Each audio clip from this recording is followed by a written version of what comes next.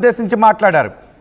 నా party BRS అని కవిత అంటున్నారు, కాంగ్రెస్ మునిగిపోయే నావని కవిత అంటున్నారు.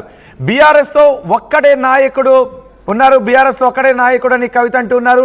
ఇంకెవరి నాయకత్వాన్ని నేను అంగీకరించను అని కవిత అంటున్నారు. అంటే కేసీఆర్ నాయకత్వాన్ని తప్ప ఏంటి? ఒక బయట ఉంది, ఆ బయట చూద్దాం. ఎస్, గతంలో ఆర్టీవీ విషయాన్ని చెప్పింది. గతంలో ఆర్టీవీ ఏం చెప్పిందో ఒక్కసారి ఇప్పుడు మనం చూద్దాం. గుండె నిబ్బరం చేసుకుని వినండి. దేశంలో అతి పెద్ద ఉద్యమాన్ని తీసుకొచ్చిన పార్టీ, తెలంగాణ రాష్ట్ర కళను సాకారం చేసిన పార్టీ, తెలంగాణను 10 ఏళ్లకు పైగా పరిపాలించిన పార్టీ, ప్రధానమంత్రి మోదీకి ఎదురు నిలిచి పోరాడిన పార్టీ, ఎన్నికల నిధుల సమీకరణలో దేశంలోనే 4వ అతిపెద్ద పార్టీ.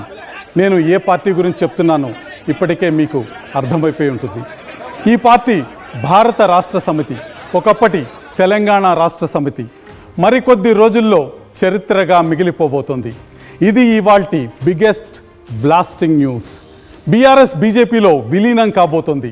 ఇది పుకారు కాదు, కల్పిత కథ అంతకన్నా కాదు. మీరు నమ్మలేని ఈ నిజాన్ని ఇప్పుడు మీ కళ్ళ ముందు ఉంచబోతున్నా. బీఆర్ఎస్ ఎప్పుడు బీజేపీలో కలుస్తుందో ఇవాళ నేను మీకు వివరంగా చెప్తాను. దీని పరిణామాలు ఏంటి, తెలంగాణ రాజకీయాల్లో ఈ విలీనం ఎలాంటి రాజకీయ ప్రకంపనలు తీసుకురాబోతుందో నేను మీకు వివరిస్తాను. మొత్తం దేశ రాజకీయ ముఖ చిత్రాన్నే మార్చబోయే వార్తను నేను చెప్పబోతున్నా. గుండె నిబ్బరం చేసుకుని వినండి. దేశంలో అతి పెద్ద ఉద్యమాన్ని తీసుకొచ్చిన పార్టీ, తెలంగాణ రాష్ట్ర కళను సాకారం చేసిన పార్టీ, తెలంగాణను 10 ఏళ్లకు పైగా పరిపాలించిన పార్టీ, ప్రధానమంత్రి మోదీకి ఎదురు నిలిచి పోరాడిన పార్టీ, ఎన్నికల నిధుల సమీకరణలో దేశంలోనే 4వ అతిపెద్ద పార్టీ. నేను ఏ పార్టీ గురించి చెప్తున్నానో ఇప్పటికే మీకు అర్థమైపోయి ఉంటుంది. ఈ పార్టీ భారత రాష్ట్ర సమితి, ఒకప్పటి తెలంగాణ రాష్ట్ర సమితి, మరికొద్ది రోజుల్లో చరిత్రగా మిగిలిపోబోతుంది. ఇది ఇవాల్టి బిగ్గెస్ట్ బ్లాస్టింగ్ న్యూస్. బీఆర్ఎస్ బీజేపీలో విలీనం కాబోతోంది. ఇది పుకారు కాదు, కల్పిత కథ అంతకన్నా కాదు. మీరు నమ్మలేని ఈ నిజాన్ని ఇప్పుడు మీ కళ్ళ ముందు ఉంచబోతున్నా. బీఆర్ఎస్ ఎప్పుడు బీజేపీలో కలుస్తుందో ఇవాళ నేను మీకు వివరంగా చెప్తాను. దీని పరిణామాలు ఏంటి, తెలంగాణ రాజకీయాల్లో ఈ విలీనం ఎలాంటి రాజకీయ ప్రకంపనలు తీసుకురాబోతుందో నేను మీకు వివరిస్తాను. రైట్, ఆర్టీవీ గతంలో ఏదైతే చెప్పిందో ఇప్పుడు కవిత అదే విషయాన్ని చాలా స్పష్టంగా చెప్పింది. గతంలో ఆర్టీవీ ఈ విషయాన్ని చెప్పినప్పుడు ఇది పుకార్లు కాదు, పక్కా ఇన్ఫర్మేషన్, మా దగ్గర ఉన్న పక్కా ఇన్ఫర్మేషన్ అని చెప్పాం.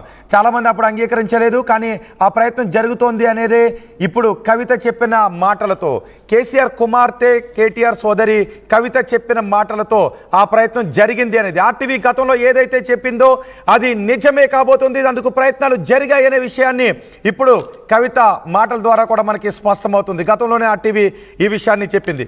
పార్టీ చీఫ్ కేసీఆర్ కేటీఆర్ లక్ష్యంగా కామెంట్స్ చేశారు. బీఆర్ఎస్ను బీజేపీలో విలీనం చేయాలని చూస్తున్నారంటూ కవిత మాట్లాడారు. నేను రాసిన లేఖను బయట పెట్టింది ఎవరు అని కవిత అడుగుతున్నారు. అంతేకాదు కేటీఆర్నే టార్గెట్గా చేసిన కొన్ని కామెంట్స్ కూడా నేను మీకు చదివి వినిపిస్తున్నాను. ఇదిగో ఈ కామెంట్సే కేటీఆర్ని టార్గెట్ చేసుకుని కవిత మాట్లాడారు.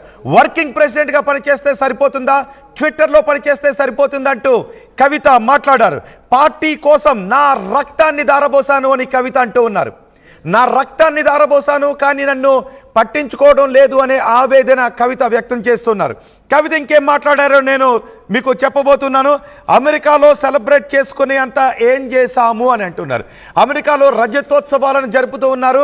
ఆ రజతోత్సవాల సభ గురించి కూడా కవిత మాట్లాడారు. అమెరికాలో సెలబ్రేట్ చేసుకునేంత మనం ఏం చేశాము, మీరేం చేశారు అంటూ మాట్లాడుతున్నారు. ప్రతిసారి మా నాన్న రాసిన లేఖ చదివి చింపేసేవారు, కానీ నా కర్మ ఈసారి అలా జరగలేదు అని. అంటే గతంలో కవిత చాలాసార్లు లేఖలు రాశారు. అప్పుడు రాసిన ప్రతి లేఖను కూడా కేసీఆర్ చదివి చింపేసేవారు.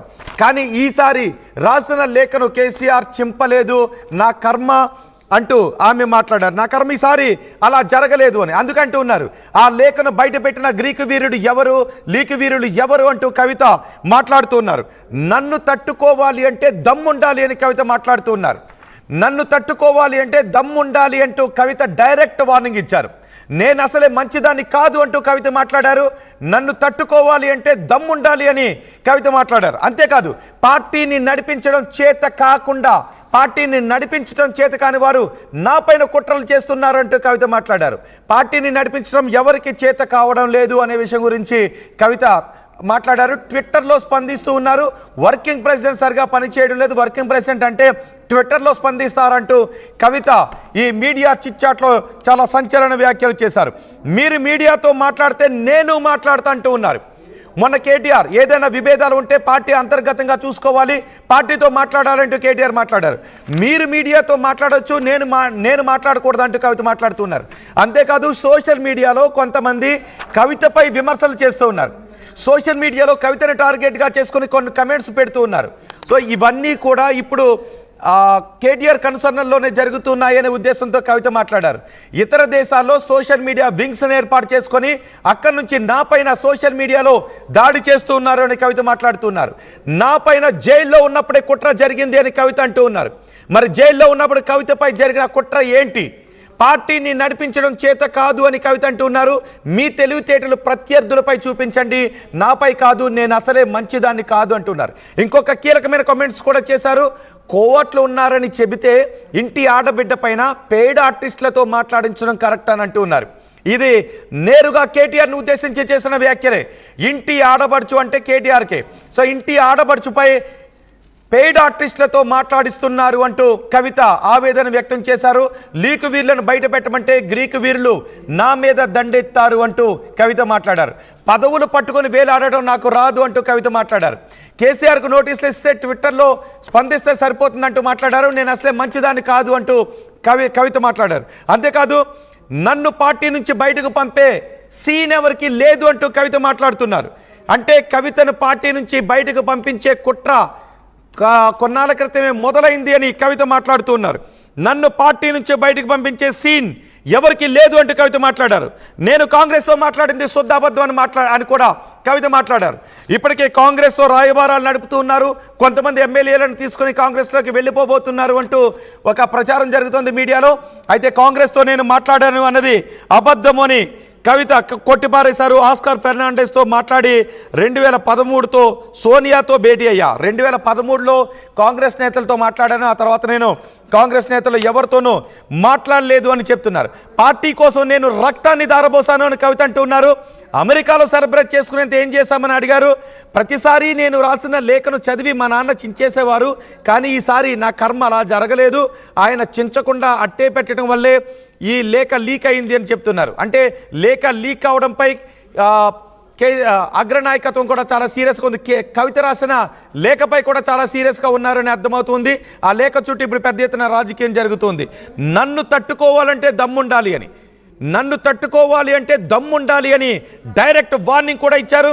మీరు మీడియాతో మాట్లాడితే నేను కూడా మాట్లాడుతా అంటూ చెప్తున్నారు. నేను రాసిన లేఖ